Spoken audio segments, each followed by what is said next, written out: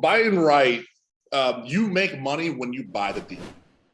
So when you're analyzing these properties, you need to buy it at a price that's going to mitigate the risk. You want to have a lot of room in a deal. You don't want to be super tight. Ron, thank you for joining me for our Thought Leader Spotlight series. I'm your host, Matt Camp, head of partnerships for DealMachine. And on these, we really like to shine a spotlight on industry experts like yourself to hear inspiring stories and educate our audience on lessons you've learned over the years. So today, really excited to welcome on Ron Woods. I know you started flipping back in 2016, then moved into wholesaling and flipping, did over 2.5 million last year, now doing Airbnbs on top of that. And then outside of that, you're putting out great education. You've got a course on A to Z for beginners. You've got your TikTok with over almost 200,000 followers on there. So you really appreciate your time, Ron. Excited to talk. Yeah, man. Thanks for having me on. Yeah. And to kind of start off, man, I mean, I know you have a really interesting story of how you got into real estate and your background there. Can you maybe share that with the audience and you know, how you got into that and maybe lessons you learned along the way? Yeah. So joined the military. And when I was in the military, I knew that I wasn't going to go the long distance, the term. I knew I wanted to get in business. A couple of the guys in the military I was with were starting businesses, and I was like, man, I want to go that route. So I get out of the military, and I get a sales job at a gym, just to try to get.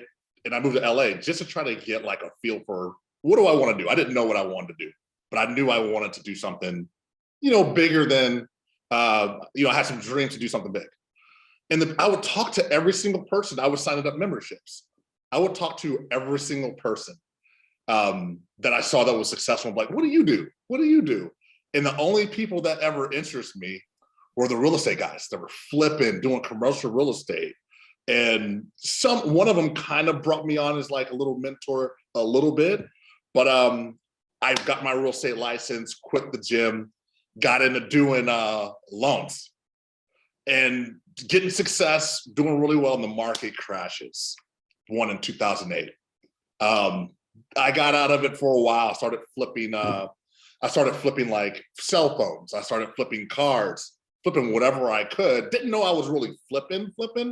I was just I just saw opportunities to take something that was little value and sell it for more. Come 2015, I started listening to podcasts, and I thought you had to be super rich to flip. And when I found wholesaling, what that was, it changed the game. You can flip houses without any of your own money, any of your own credit. And it was podcast after podcast. I think Bigger Pockets was the one.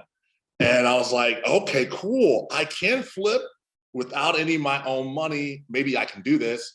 I get fired in 2016, February. I was like, yes, now I can go full time at this wholesaling thing. Had a baby on the way, had a wife, kids, and I knew I was going all in on wholesaling. And yeah, I got a deal. First deal was very small, but I had a mentor. But that very next deal, $32,000. Oh, what? I spent all year, like 6-8 months trying to make that. A month or two later, another one right in the same range. And it was over since then. Yeah, no kidding, man. You went through quite a journey to get there. Do you, I know you said you went through the crash, back, over a decade ago. Is there anything through that experience that you had taken into, this time around, getting involved in real estate and, adjusting your approach at all? I think so, because during that time, I knew a lot of people that weren't expecting that to happen, the crash to happen, and a lot of people got wiped out. So I was wondering, why did all these people get wiped out? What was going on? And the main thing they were doing was not buying the property right, not getting into the property at the correct numbers, and to have a backup. So that kind of like me seeing all those people go through all that stuff, was always on my mind, even 2016, 17. They've been saying, oh no, the market's going to crash again. They've been saying this forever, and it hasn't yet.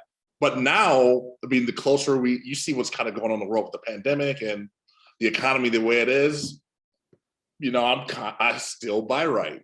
I've always had that discipline to buy right. So I'm kind of like, I'm not cautious, but I'm buying with a little bit of like, is it going to be this year that the crash happens? So next year.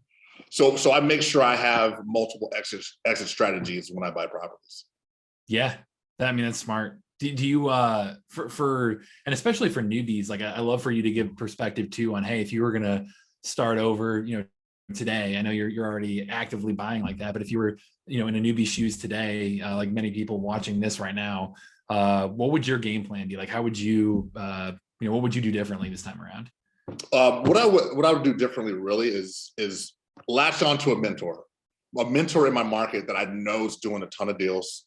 Really just latch onto them. I did have a mentor, but I kind of like went away from a little bit, and I got a course. The course got me through. But having someone that's in your market you can turn to, that you can ask any question you want. You have to bring value as well.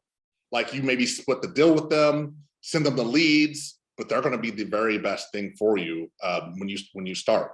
Another thing I wish I would have done was hold on to at least one property every year. I think back and I look at some of the houses I wholesaled. Maybe I wholesaled 20. I would have just kept one today. Just from 2016, I have almost $2 million in equity. I kept none of them. And it hurts, but it's smart because I'm keeping them now. Yep. Yeah. I mean, and one thing interesting too, like I love to hear about your sales background too. And I think a lot of people can relate, listen to this too. That, what they might have a, sales job or customer service job or something where you're talking to people. Do you think, that played a big part of your success there? Like what did you take away from those sales jobs that you now, use in real estate? And can you kind of share some lessons there? Absolutely. So I think that it gave me an advantage. Me selling memberships at the gym, you're face to face with people, asking for credit cards, trying to upsell them, overcoming objectives in person. I didn't know it at the time, but I was learning a very, how should I say, a skill set that you need, a very high value skill set. I didn't think of it like that. But when I got into real estate and started wholesaling, that's all it is. It's sales and marketing, communication, knowing how to talk to people, knowing how to help them out. And I think that's, if the people I started with, I kind of think that I got, more of a bigger deal size, quicker, got more established because I already learned how to sell and close. So I think that's, what people can do, newbies, I suggest they start studying negotiations, sales, read books, take courses. It's going to vastly improve how successful you will be. And it might be the difference maker between being in business and not, is the skill sets of negotiation. I would even say sales and negotiation might be two separate. You need to look at them two separate things, but they kind of work hand in hand as well. Yeah, 100% agree. Yeah, and I mean that that was my my background was also in the sales space. I mean, a ton of people we bring on here, they have some kind of experience, even if it's just like, hey, they're going door to door, selling something in the past, door knocking like that. I mean, that little things like that go a really, really long way. Just you getting used to even hearing the word no as well too. So, yeah. And also, what about your Marine Corps background? Do you credit a lot of your success to that as well? Probably, in the Marine Corps, there's no like, no, I can't do it. You figure it out, you improvise. And that was drilled into me. And, that probably helps a lot, because it's, this is, you have a lot of fear. That's probably the main thing that people have is fear. In the military, they do a good job at making sure you don't have a lot of fear. They put you in a lot of situations that gets you out of your comfort zone. So you're really uncomfortable being comfortable. And it's the same thing in business. You literally are taking risk, financial risk, risk of your time.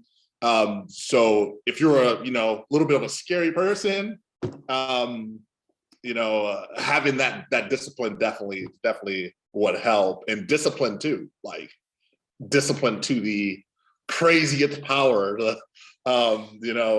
I thought I had discipline until I joined the military. Then I realized I had none. afterwards. So yeah, you know, the discipline's going to help you stick it through, you know, help you do the days where you don't feel like doing it.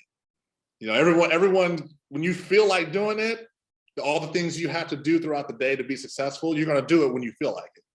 The people who are successful do it on the days they don't feel like it. I see so many people around me. I didn't feel like doing it today. I don't even know what that even is like. You know what I mean? So because it's so drilled in me. So yeah, I do think that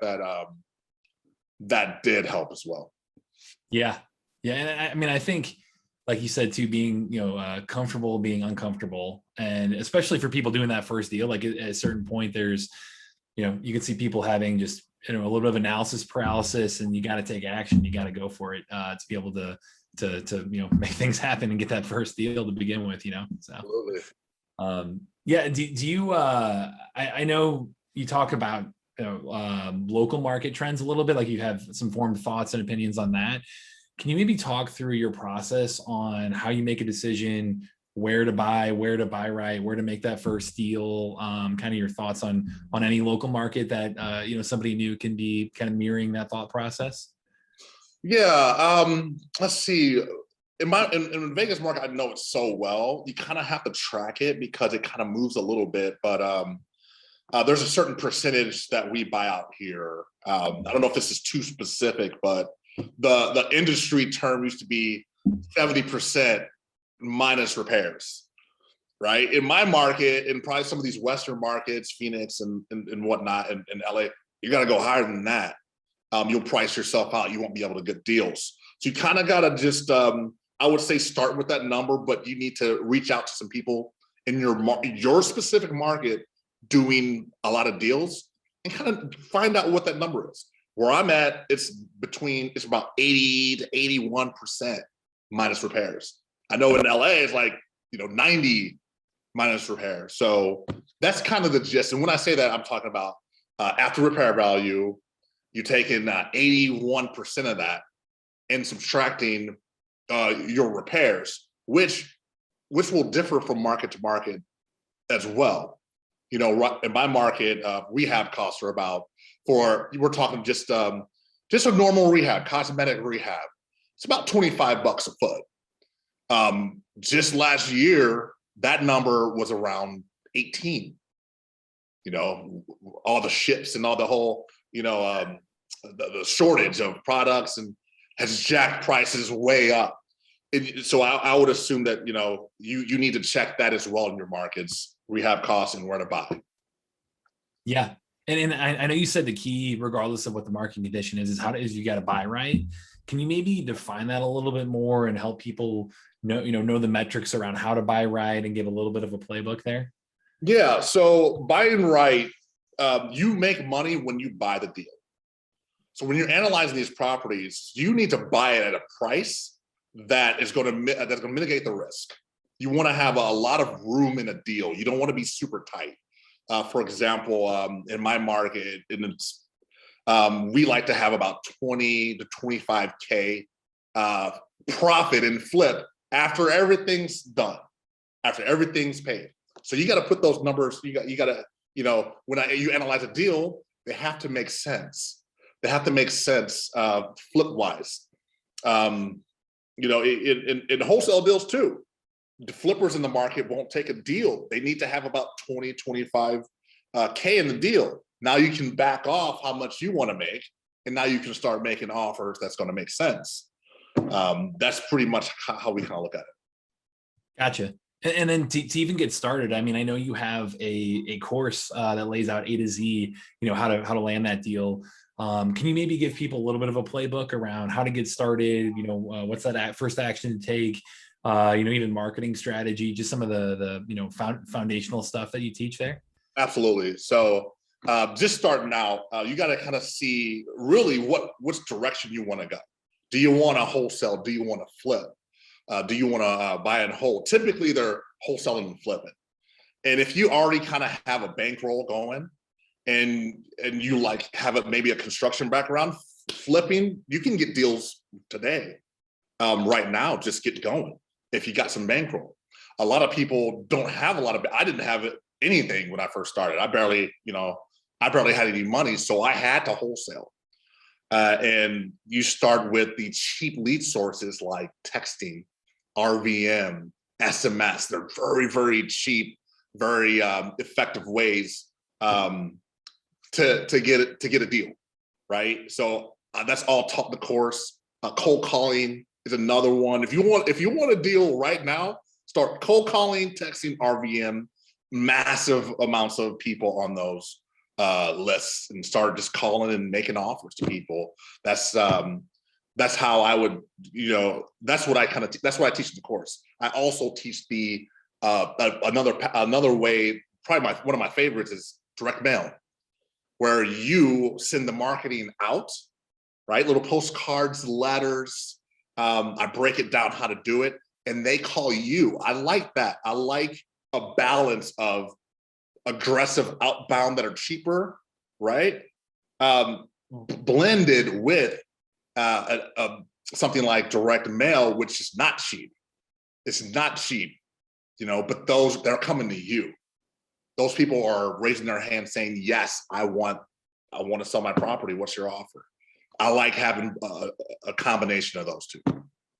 Yeah, Ryan, you really laid out like the the best practices for what we see too. Like we're always trying to teach people, hey, here's how you use DealMachine most effectively, and you nailed it. It's a combination of the quick outreach, outbound, call, text, email, even door knock as an option, and then compare that or mix that in with the long term nurture, the mailers where they raise their hand and they give you a call. So you really nailed it of what we already talk about. So there you go, man. We line up pretty well.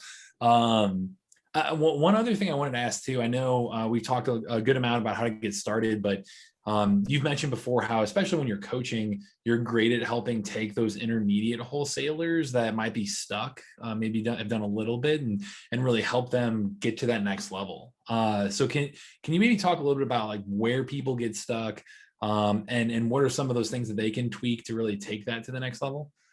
Yeah, I was there. Why I like talking to wholesalers that have taken some steps and gotten there because they kind of got beaten, punched in the most likely you run against some humps and you kind of we call it getting punched in the face. And it's where you might go out and spend that marketing dollars and not get anything on return. So it's really that consistency. And what I like to do is just get people to where they can do multiple deals, for example, 3 deals a month, 3 months in a row.